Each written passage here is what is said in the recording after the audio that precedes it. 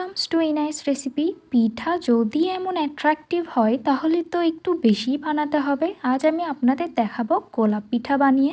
এই পিঠা বানানোর জন্য আমি প্রথমে কিছুটা ময়দা ভেতরে ইস্ট আর কিছুটা পরিমাণের লবণ আর ফুড কালার দিয়ে আমি একটুখানি পানি দিয়ে এটিকে ভালোভাবে মিশিয়ে নিব।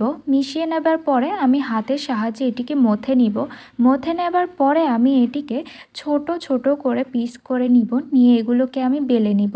বেলে নেবার পরে আমি একটার পরে একটা রেখে আমি এগুলোকে এইরকম করে ভাজিয়ে নিব। নেবার পরে আমি মাঝখান দিয়ে ভাগ করে নিব। ভাগ করে নেবার পরে কিন্তু একটা থেকে দুটো বেরোবে, একদম গোলাপের মতো যেন হয়। এই জন্য আমি সবুজ কালার দিয়ে এটিকে একটু ডেকোরেট করে নিব। নিয়ে দেখেন এখন পুরোপুরি গোলাপের মতো লাগছে দেখতে। তারপরে আমি এটিকে ভাপে দিয়ে দিব। ভাপে দেবার পরে এটি যখন ফুলে যাবে, ফুলে যাবার পরে আমি এটিকে উঠিয়ে নিব।